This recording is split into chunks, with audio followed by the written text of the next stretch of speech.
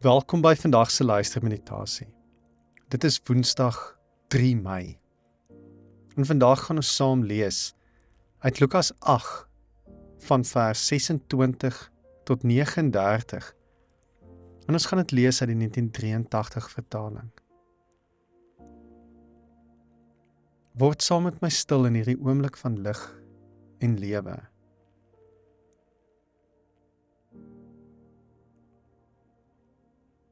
Hoor ons roep, o Heer. Sien ons pyn, o Heer.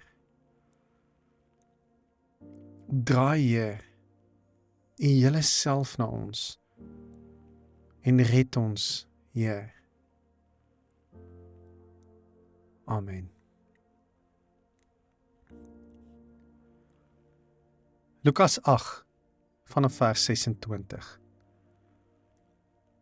Daarna het hulle verder gevaar na die land van die Geraseners, wat reg teenoor Galilea lê. Toe Jesus daar in wal gaan, het 'n man van 'n dorp af hom tegemoet gekom. Hy was van bose geeste besete en het die hele tyd al nie meer klere gedra nie en ook nie in 'n huis gebly nie, maar tussen grafte.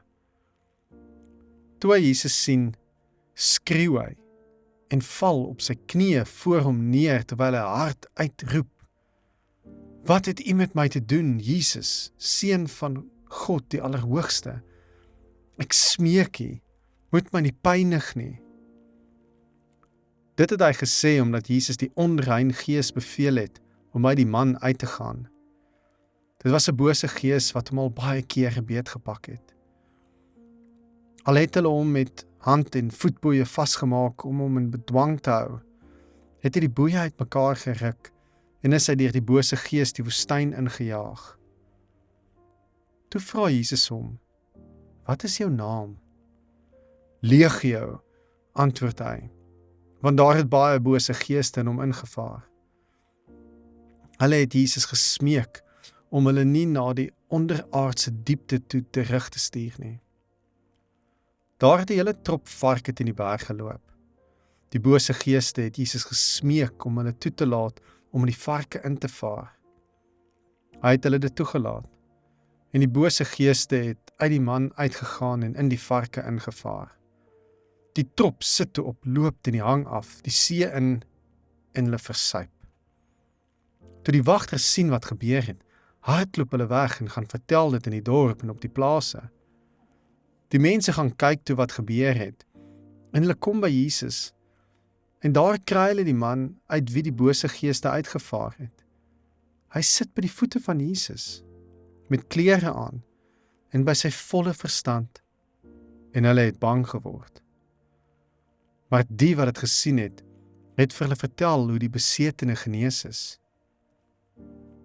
Toe het die inwoners van die gebied van die Geraseners vir Jesus gevra om van hulle al weg te gaan, omdat hulle baie bang was.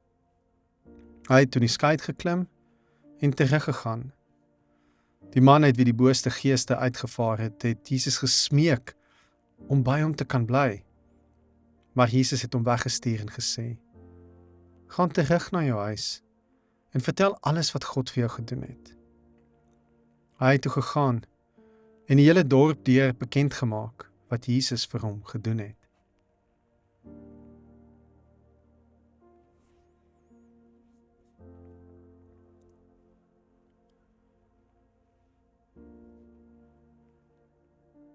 In die land van die varke ontmoet ons 'n man wat soos 'n wilde dier geword het.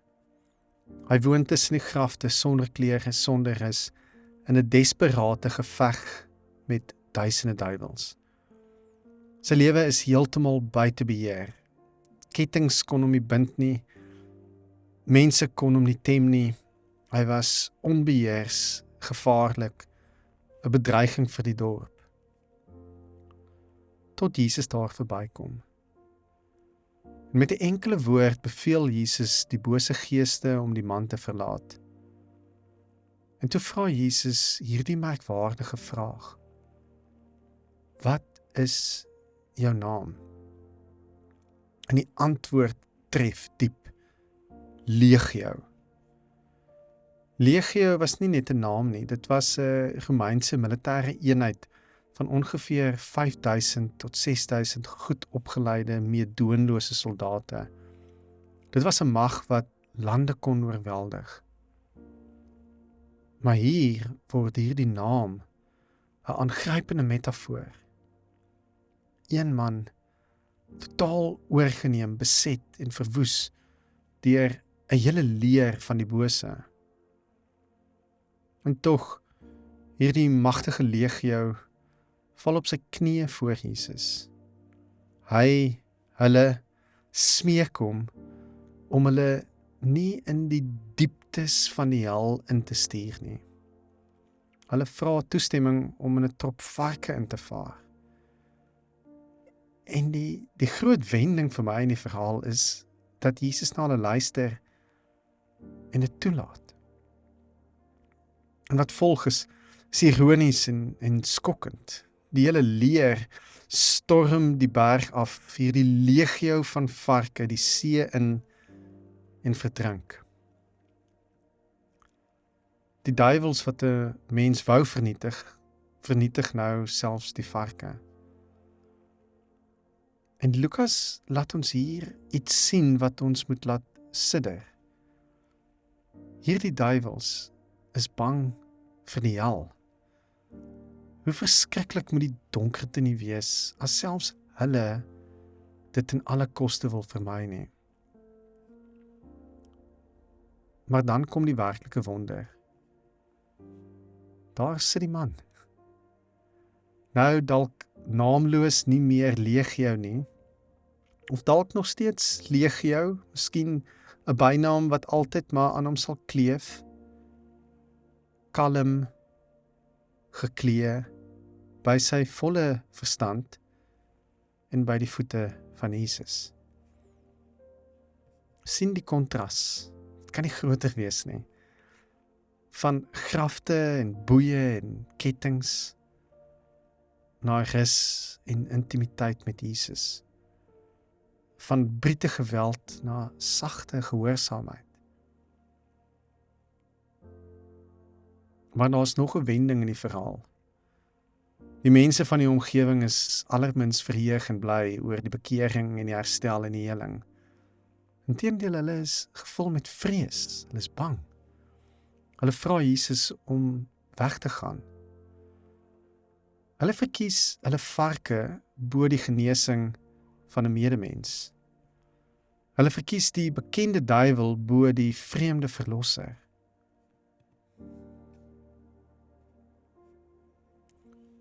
Hoe dikwels doen ons in dieselfde nie? Hoeveel mense bly vas in toksiese verhoudings, destruktiewe gewoontes of korrupte sisteme, omdat dit bekend is? Better the devil you know. Hoe reageer ons wanneer Jesus nie net ons simptome wil heel maak nie, maar ons hele lewe wil omkeer? Ons varke in die see in jaag. Die dorpenaars wou nie 'n verlosser hê nie. Hulle wou net hulle ou, siek, normaal terug hê. Die verhaal eindig egter nie by hulle vrees nie. Dit eindig by die man wat weer by Jesus pleit, maar hierdie keer om saam met hom te gaan. Ek sou dink dat Jesus vir hom sê, klim in die boot en kom saam, hierdie dorp gaan nie goed wees vir jou nie, jy sal nooit regtig welkom wees hier nie. Maar Jesus stuur hom terug, na dieselfde dorp, na dieselfde huis, dieselfde mense, na die plek van sy grootste seer en sy grootste skaamte. Gaan terug na jou huis toe en vertel alles wat God vir jou gedoen het, sê Jesus vir hom. Dit is seker die moeilikste opdrag wat Jesus vir hom gee. Gaan terug huis toe. Nie na 'n nuwe plek waar niemand jou ken en jy van voor af kan oorbegin, asof daar nie 'n gewelddadige verlede agter jou lê nie. Maar na die ou plekke, die ou verhoudings, die ou wonde. Leef daar as 'n nuwe mens. Vertel daar jou storie van God se goedheid in jou lewe.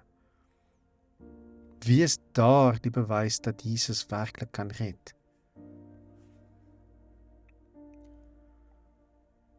Ware genesing word dikwels nie voltooi in die stilte van 'n nuwe begin nie, maar in die moed om terug te gaan na waar jy gebreek was, of nog moeiliker, waar jy gebreek het, om daar om vergifnis te vra en vergifnis te gee.